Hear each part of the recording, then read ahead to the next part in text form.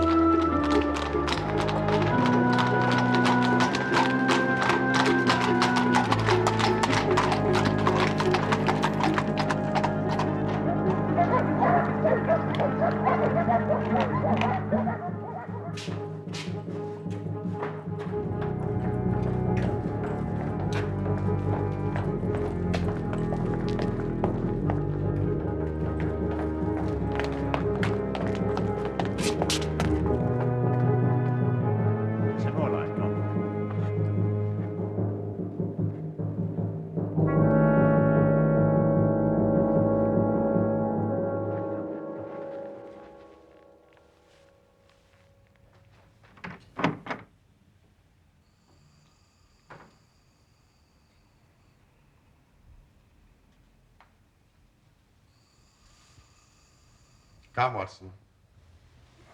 Come. The game is afoot.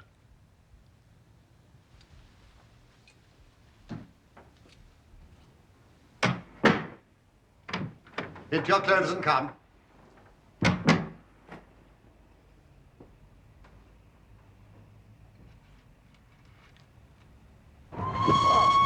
Well, I think we have thawed sufficiently, Holmes. Splendid. Abbey, Grange, Marsham, Kent, 3:30 a.m. My dear Mr. Holmes, I shall be very glad of your immediate assistance in what promises to be a most remarkable case. There is something quite in your line. Except for releasing the lady, I will see that everything is kept exactly as I found it. But I beg you not to lose an instant, as it is difficult to leave Sir Eustace there. Yours faithfully, Stanley Hopkins. Ah. Inspector Hopkins. He's called you in 7 times. On each occasion, his summons has been entirely justified. I fancy that every one of his cases has found its way into your collection. I must admit, Watson, you do have some power of selection. Thank you. It atones for much of which I deplore about your narratives. Your fatal habit of looking at everything from the point of view of a story instead of as a scientific exercise has ruined what might have been an instructive and even classical series of demonstrations. Why do you not write them yourself? I will, my dear Watson, I will. In my declining years. So our present research appears to be one of murder. Does it? E.B. monogram, British arms. An address which harks back to the dissolution of the monasteries. We are moving in high life. Brackenstall. Sir Eustace Brackenstall.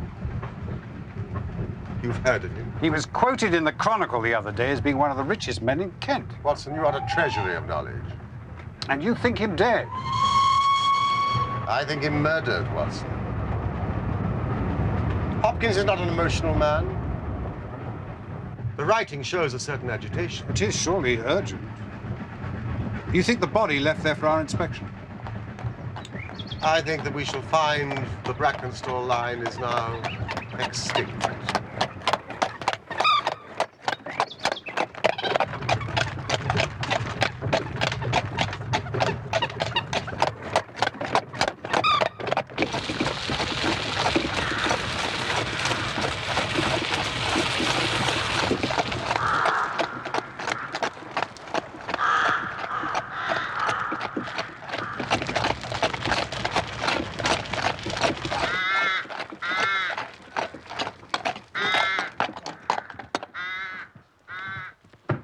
Very good of you to come, Mr. Holmes.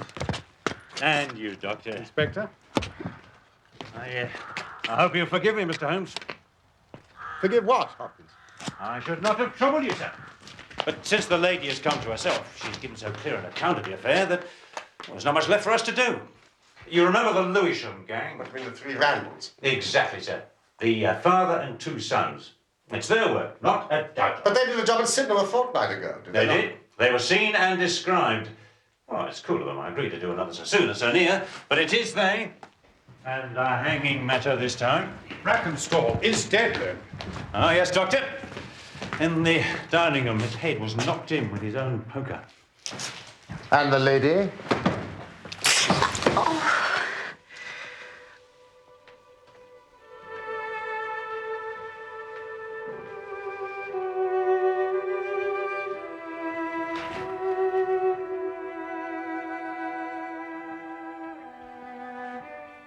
Have they been in the dining room yet? Not yet, my lady. I shall be glad when you can arrange matters. What is that? You have other injuries, madam. It's nothing. It has no connection with this hideous business. Please sit down. I think it would be best to inform you of something, gentlemen, regarding Sir Eustace. You'll no doubt hear a rumor of it otherwise from idle tongues who'll distort the truth of it. It would pain me to think of his memory tarnished in that way. Sir Eustace drank, I'm afraid. Not regularly and consistently. Not in a way to hurt our marriage. Nor did it interfere with the exercise of his public duties. Nevertheless, the vice was a private shame to him. He was very sensible of my dislike of it. When he felt the obsession too keenly, he took himself off until the poison had exhausted him. It distressed me, of course, that it should happen. But he was proud and sensitive enough never to allow me to witness it. I felt deep gratitude for that, and not a little pity. Can you understand that, gentlemen? I have never heard a like case talked of with such illuminating compassion, madam. I must, however, ask you to believe something further. I was in some measure grateful for this vice of my husband's. How could that be? I've spent most of my life in South Australia, in the wine-growing country, near Adelaide. As a very young woman, I lived alone with my father. My mother was dead. If I had a mother, it was my loyal Teresa. It was a very free life. I found it extremely difficult to adapt to the proprieties of England, being mistress of such a place as this. So I felt if I were to show a decent understanding of my husband's weakness, he would in turn forgive me some of my unsuitable behavior. And so it proved. I see. I'll tell you about last night. Eustace retired at about 10:30. The servants had already gone to their quarters. Which are where? In the east wing. Only my husband, Teresa, and myself sleep in the central block. The servants would have heard nothing. Had you retired by then? I was in my room. I never retire till I've seen Madam to bed. Thank you. I sat up. This room, in fact.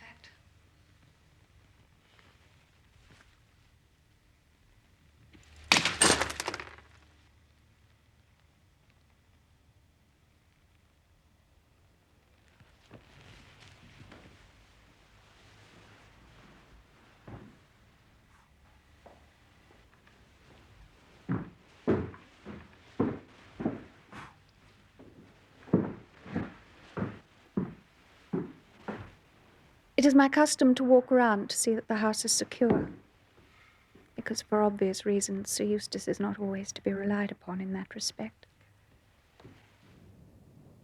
I went into the gun room, the kitchen, the butler's pantry,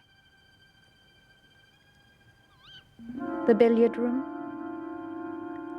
the drawing room, and finally, the dining room, where the curtains were drawn.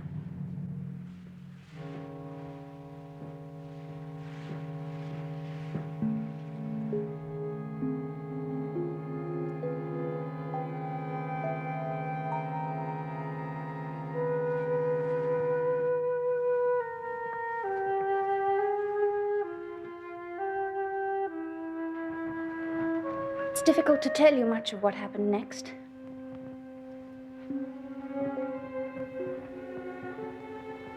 I took a step towards the curtain. And I found myself face to face with an intruder. A big man. Quite elderly. For a moment, we just stared at each other. Then 2 other men came in behind him, and he came for me. I must have been unconscious for some minutes.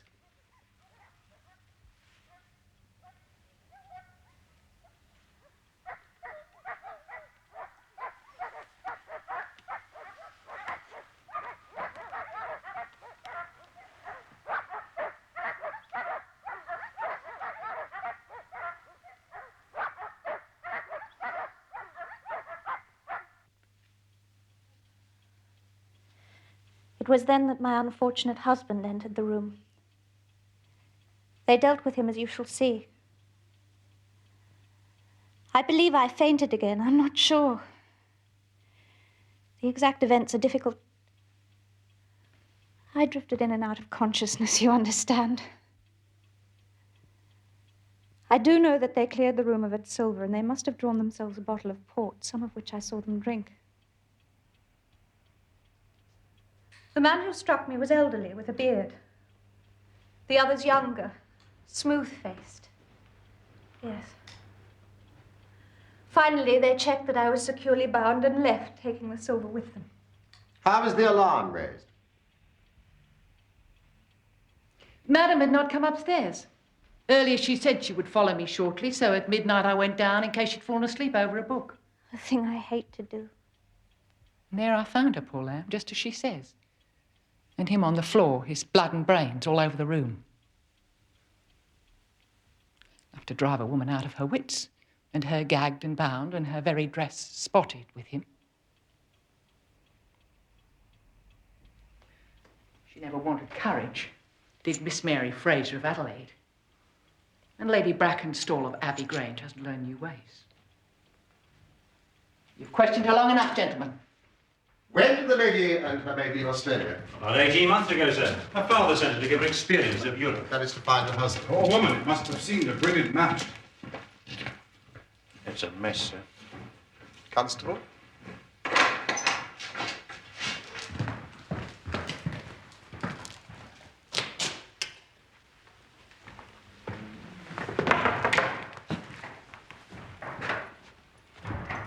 A mess indeed.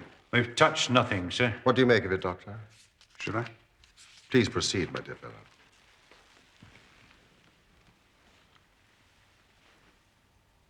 It's a blow of savage ferocity. A single blow? I believe so. It is a straightforward enough wound, you see. It begins thus, below the ear, and then crosses both spheres of the parietal bone at such an angle that this side is smashed as far as the coronal suture. I've never seen anything like it. A powerful man, this elder Randall? Half his trade is violence, sir. He certainly left his trademark. What beats me is how Randall could do so mad a thing. Knowing that the lady could describe them and that we could not fail to recognize the description. The criminal mind has its quirks of conscience and scruples. In that respect, it is as individual and curious as any other. A noted miser may be secretly charitable, so this violent Randall may draw the line at the murder of an unconscious woman. Or he may well believe that she did not see him. Well, how is that, sir? She testifies that they stared at each other. Yes, but it was she who held the light. What Randall may have seen was mostly flickering candle flame. The face behind it, a distorted mask. He may have been unimaginative enough to have thought that she saw no more than he did. He knocked her unconscious at the next instance, thus for his purposes solving his problem. Watson, may I impose upon you to search the Turkey rug? What for, Holmes? Candle wax, Watson, candle wax. Now, this bell presents a mystery Does it not, Inspector? Sir? When it was pulled down, the bell in the kitchen must have rung loudly. Well, no one would hear it the way the kitchen is placed. How did the burglar know that? Exactly, Mr. Holmes, exactly. But the very question I've put myself. Now, either he has known the house, or he may have dealings with one of the servants. One of my men is going over the record of service at the Grange with the butler at this very moment, sir. Inspector, you seem to have thought of everything. Oh, thank you, Mr. Holmes. Holmes, What is it, Watson? there. A scattering of wax and a very light scorching. Invisible, but leaving its characteristic scent. The lady would have fallen here. Randall would have snatched up the candelabra immediately. I suppose that is where they took their refreshment. To steady their nerves, yes. Port wine, sir. Did Lady Brackenstall say that the butler's corkscrew was used? No, sir.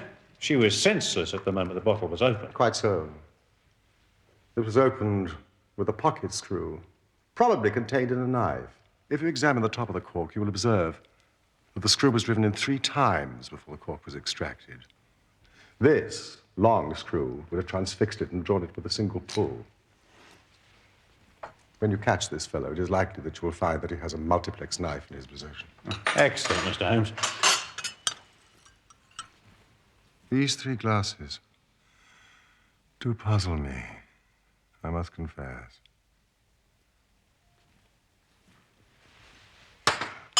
Did Lady Brackenstall say that she actually saw the 3 men drinking?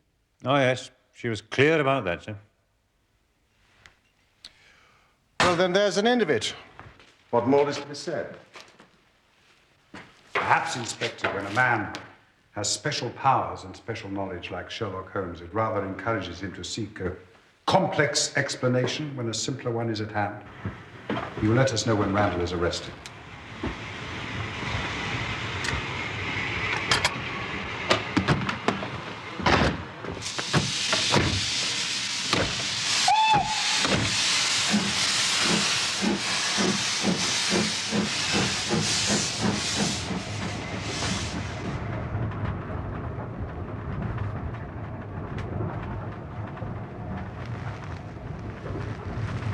Poor Holmes, you must feel like an abstruse and learned specialist called in for a case of measles. Annoying.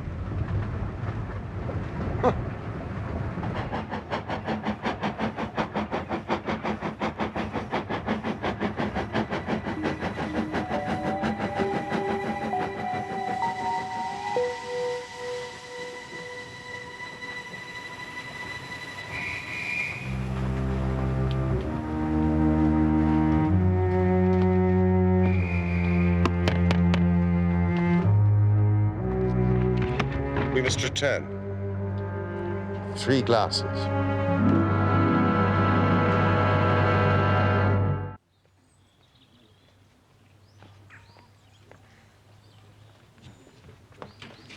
Watson, we have been dazzled out of observation by that lady's beauty.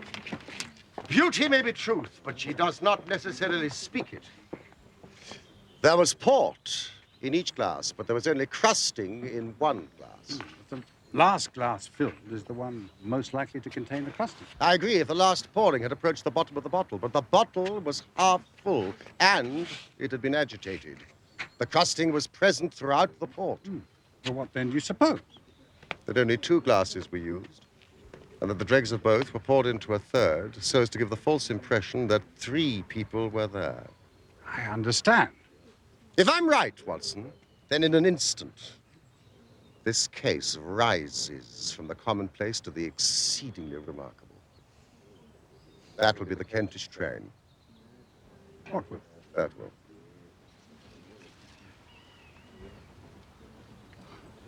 How on earth did you hear it? I heard nothing, Watson. I observed. What a salutary thought after such a misspent morning. Lady Brackenstall and her maid must have some very good reason for shielding the real criminal.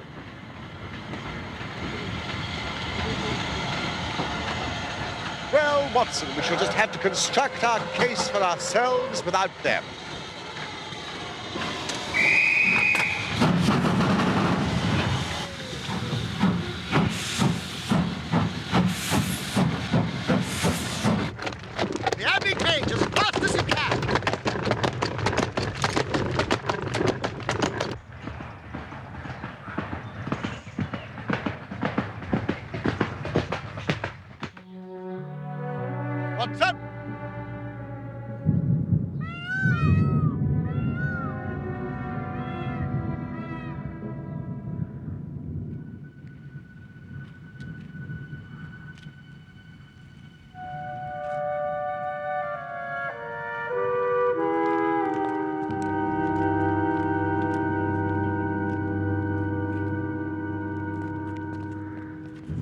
appears Inspector Hopkins has gone to report to headquarters. Splendid. Then we can take possession.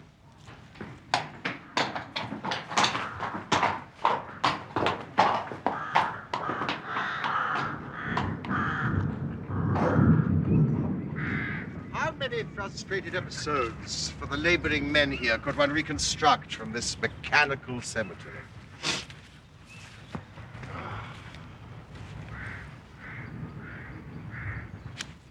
What's this? Watson. Not entirely mechanical, it seems.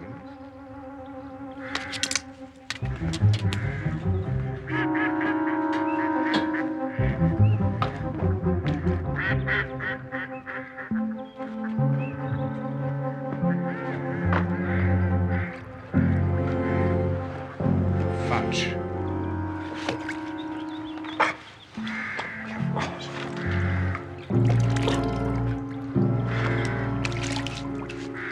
Requiescat in pace.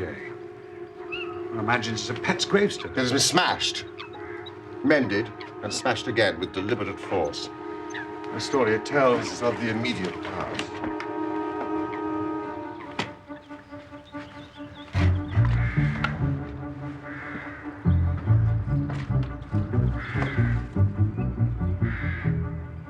What? The remnants of a dog's collar. Fudge. Hey, you! Has any servant been dismissed from the house in the last month? No, sir. Then it's as I thought. Fudge. Lady Brackenstall's pet dog, let us imagine, dies. It may not be too fanciful to suggest that their poor unfortunate creature was literally killed. Killed? For what reason? Reason, I suggest, hardly entered into it. It was done in a fit of insane rage. By whom? By a drunken, sadistic ruffian. One of the murderers? No, Watson. The lady's husband. The last of the Brackenstalls. Brackenstall. Consider it. No one but a member of the household could vandalize a gravestone and have remained in place. Why should Brackenstall entertain such an obsession about a pet animal that he will forbid any remembrance of it? You saw the marks, of course, on the lady's arm. Yes, I was surprised that they did not interest you more. There were stab wounds made by a long needle or a hat pin. This lady has been living in fear of her physical safety.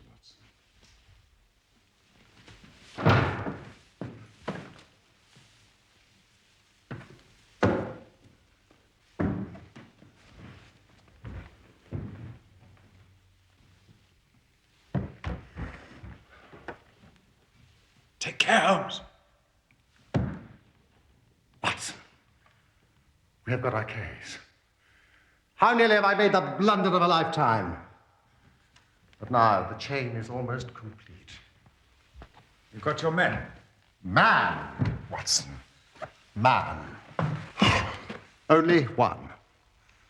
What a remarkable person. Strong as a lion, active as a squirrel, dexterous with his fingers, and finally, remarkably quick-witted. Ah, Lady Brackenstall. I do not wish to cause you any unnecessary trouble. My one desire is to make things easier for you. I am convinced that you are a much-tried woman.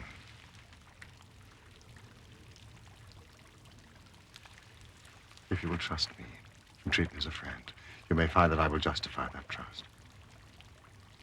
What do you want me to do? To tell me the truth. Mr. Holmes. No, please. Lady Brackenstall. It is of no use. You may have heard of any little reputation that I may possess. I will stake it all on the fact that your story is a complete fabrication. You're an impudent fellow. You trying to say that my mistress has told a lie? Have you nothing to tell me? I have told you everything. No, think just once more, Lady Brackenstall. Wouldn't it be better to be frank? I have told you all I know. I am sorry.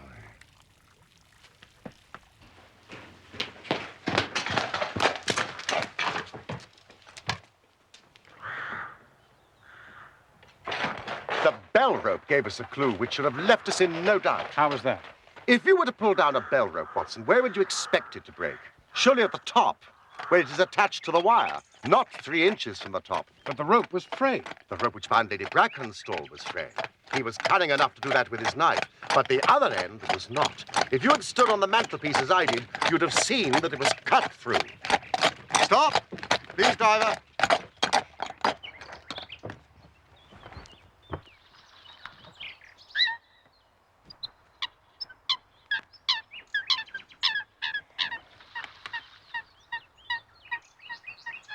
Watson. That log has not moved since early this morning. Well, perhaps it's snagged on something.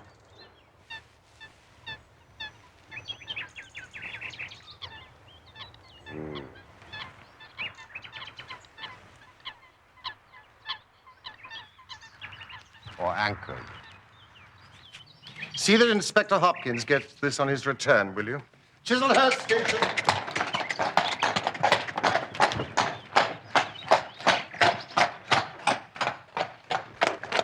Where to now, Holmes? The shipping office of the Southern Cross Line. Yes, of course. The Southern Cross Line is the principal passenger carrier between Adelaide and London. Ah, I see.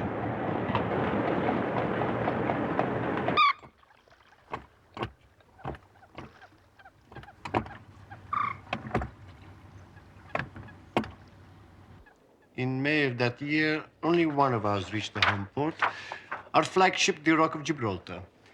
I'll have the passenger list sent up.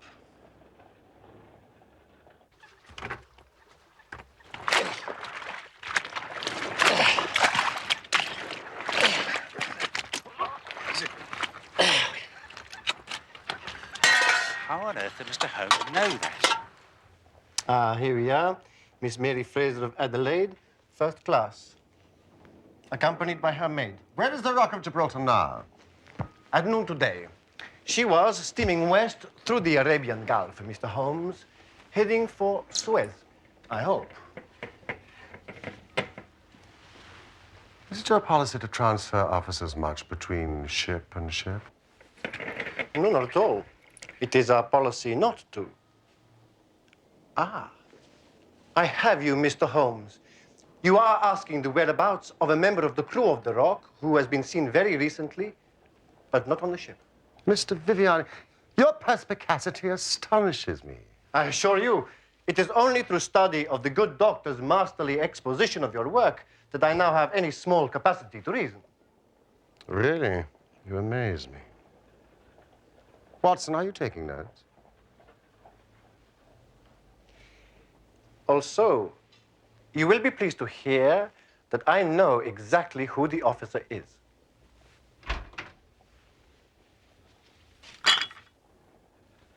Ah, excellent. Mrs. Burbage. Excellent. Yes, gentlemen.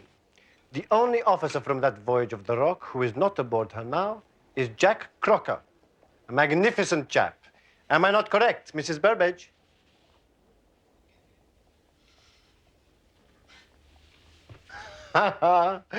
Crocker has the defect. Delightful fellow. Handsome as a prince. The crew worship him. We've promoted him captain of our new vessel, the Bass Rock, No tea for me, please. which is just fitting out. He's the youngest captain we'll have, but he'll be the best. Not an officer in the fleet to touch him. He is hot-headed and excitable, but loyal, honest, and kind-hearted. Sometimes in this life, you meet people who are what you might call large-souled, who are a privilege to know. Crocker's one of those.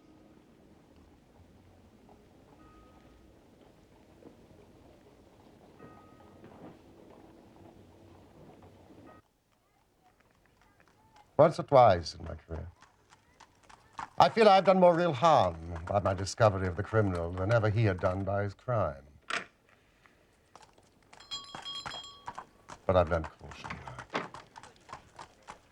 And I'd rather play tricks with the law than my own conscience.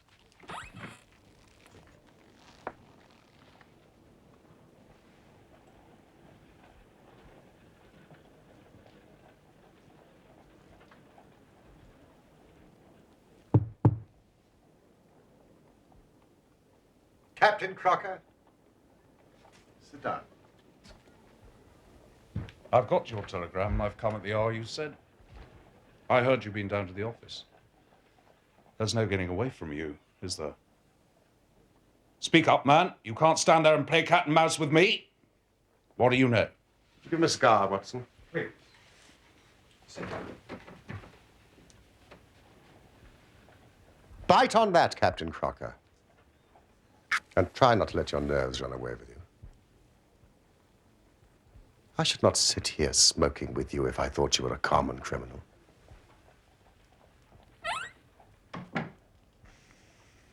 Tell me, what did you use to secure the silver to the floating log? I guess it was fishing gut from the gun room, but I was not present at its recovery. Am I right? What do you want? Justice. For whom? No, we are not partisan. We just want to see justice done, that is all.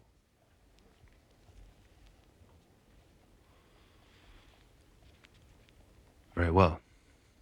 Was it fishing gut? No, tarred twine. There's a throwback to my days before the mast as a youngster.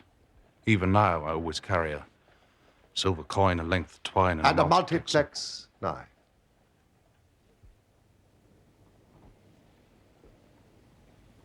How the devil do you know that?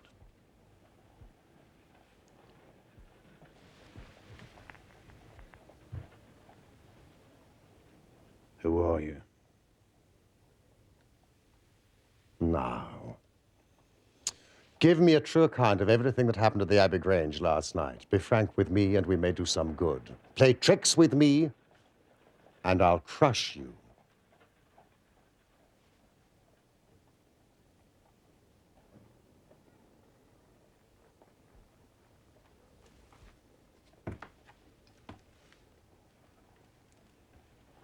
Oh, Johnson.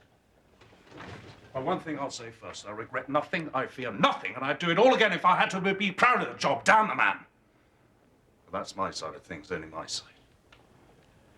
When I think of Mary, sweet Mary Fraser, when I think of getting her into this bloody business, that turns my soul to water.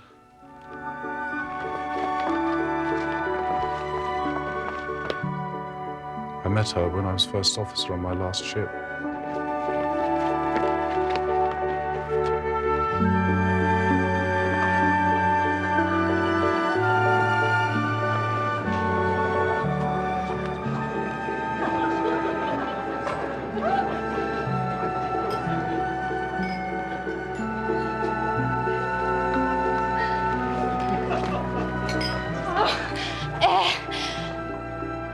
Oh, I need air, Mr. Crocker. I've never danced so much in my life. You dance as if you were born to it, Miss Fraser. Neither born nor bred, I assure you, Mr. Crocker. Led to it, I think, by a better dancer than I am. She treated me as fairly as ever a woman treated a man. We were never engaged. I've no complaint. But it was all love on my side, and all good comradeship and friendship on hers. When we parted, she was a free woman. But I could never again be a free man.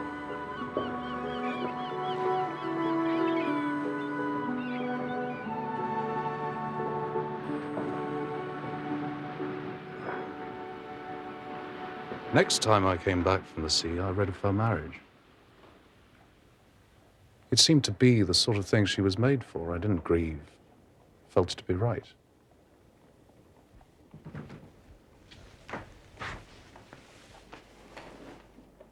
So I never thought to see her again. The last voyage I was promoted and the new boat was not yet launched, so I had to wait for a couple of months with my people in Kent. I knew now where she was, but stayed away. Then I met Teresa Wright one day, and He told me all about her, about the marriage, about the man's drunken cruelty, about everything. Do you know this noble baronet burnt her pet dog and threatened as much to her? I tell you, gentlemen, it nearly drove me mad. I did meet Mary,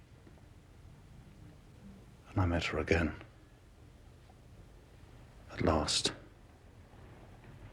she would meet me no more. I was then given notice that I had to leave on my voyage within a week.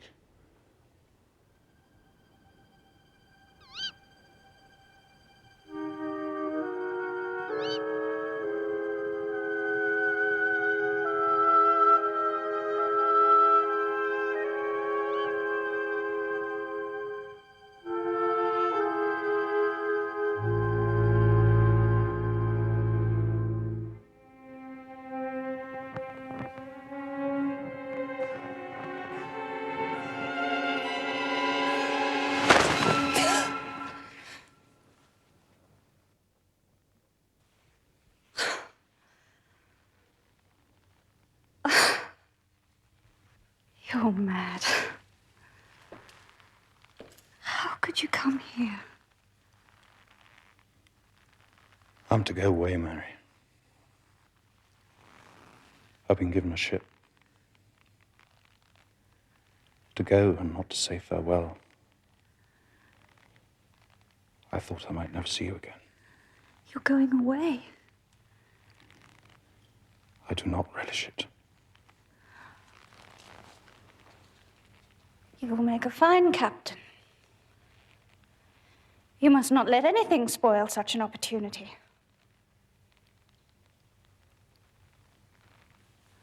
I fear for you. You can do nothing. Aye, that it is which hurts most, I think. I believe I should have gone mad these past few weeks. If... Mary? If it had not been for the thought of you. My friend. Aye. Friend will do, Mary. 'Tis a measure of my love for you. It's so strong it'll live on crumbs. Friend will do. Oh, Jack, don't make me say it. It won't make us any happier. You know what I feel. Do I?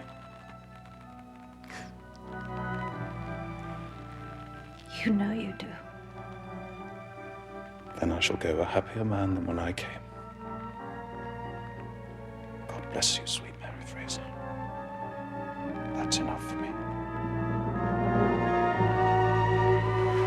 You must not stay, Jack.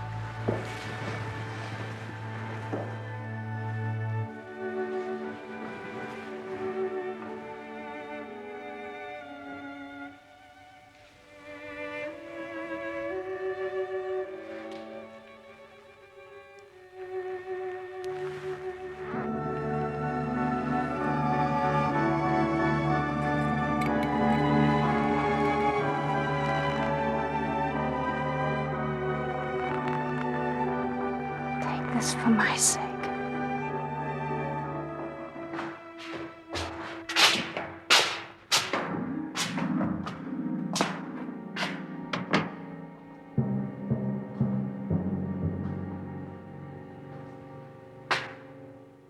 At last I have you, madam, at your trade.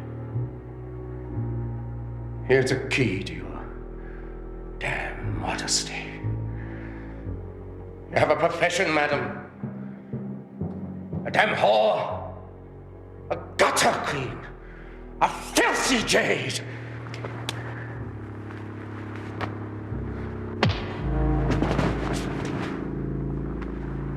Yes, sir. Come, sir. Stand you there, sir, over the body of your bloody harlot.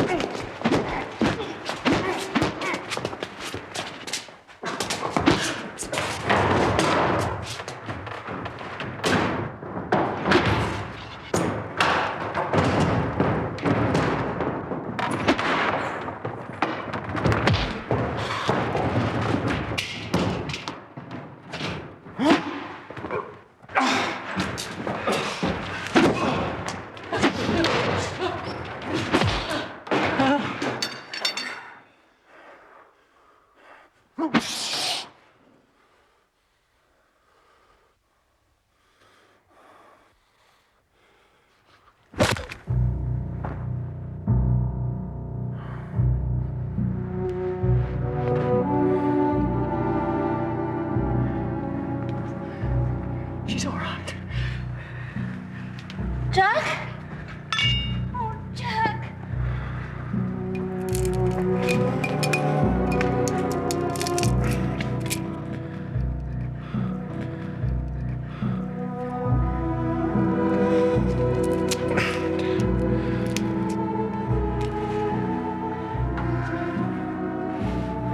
Thank you, no, Captain.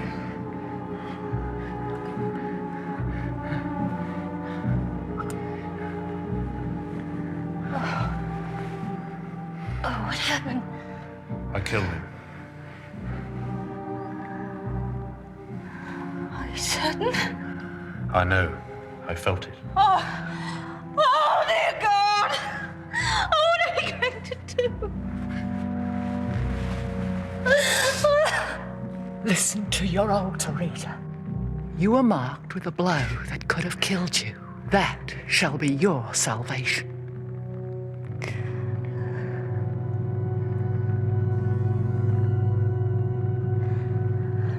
Teresa was as cool as ice. It was her plot as much as mine. We must make it appear the burglars had done the thing. Teresa kept on repeating our story to her mistress whilst I swarmed up and cut the rope of the bell. I then lashed her in her chair, frayed out the end of the rope to make it look natural. The silver, will you know about that? I do, and the third glass of port to tie in with the Randalls? Yes. And we dropped the candlestick by where Mary fell, for the wax would splash, you know. I never thought the police could have seen through our dodge. And when I knew that savage fiend was dead and she was free of him, I reckon I'd done the best night's work of my life. I still do, even if I swing for it.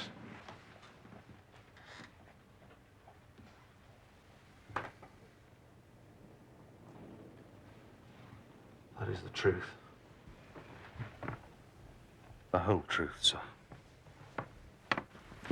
Oh, dear God! Yes. Yes, you have told me the truth. And if the lady's maid had been less abstemious and had accepted your glass of port, your ingenuity might have fooled me, as you have certainly fooled the police. What put you onto me? How on earth did you find me? No one could have got up to that bell rope but an acrobat or a sailor. No one but a sailor could have made the knots with which the cord was fastened to the chair. It was evident that the lady was shielding someone. To do so under such circumstances meant that she must love that person. It was not too wild a leap of the imagination to connect her with an officer of the ship which brought her to this country. Crocker. You are expecting a visitor. I am.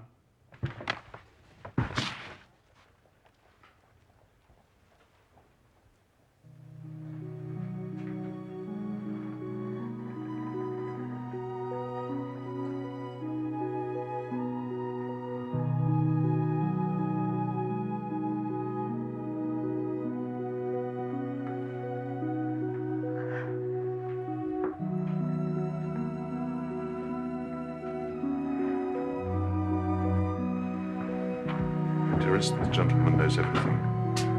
There's no hiding from him. I know. His telegram brought me here. What do you intend, Mr. Holmes? Well, Captain Crocker, this is a very serious matter. Yet I feel sure that on the basis of the story which you have told us here tonight, a British court of law will understand that you acted in defense of your own life. That, however, is for a jury to decide. Meanwhile, I have so much sympathy for you that if you choose to disappear within the next 24 hours, I promise no one will hinder you. Then it'll all come out. Certainly it will come out. What sort of proposal's that? Mary be left to face the music held as an accomplice, maybe. No, sir, it will not do. Jack, you must go. I shall not.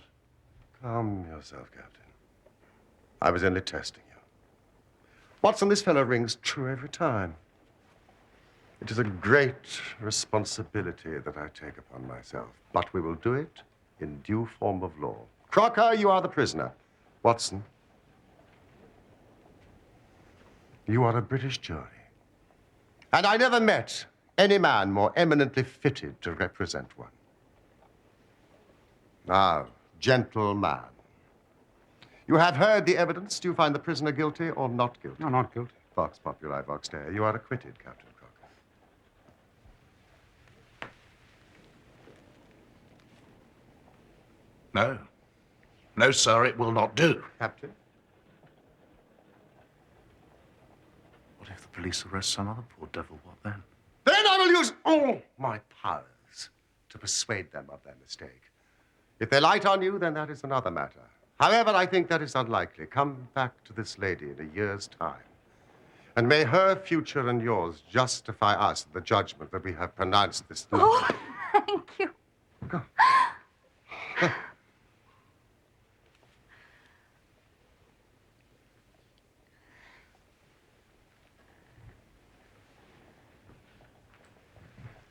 Madam, I'm intrigued. You gave such a compelling account of a man's sad addiction to drink, and yet it was not, as we now know, a portrait of your husband. But it was such a clear description, I wondered... My father. Ah. My poor father, Doctor. He sent me away to England because of it. His self-management was the reason I did not fear the vice in my husband, because I knew of it before we were married. How foolish I was. Thank you, madam. I felt sure that your story was true to reality. Good luck to you.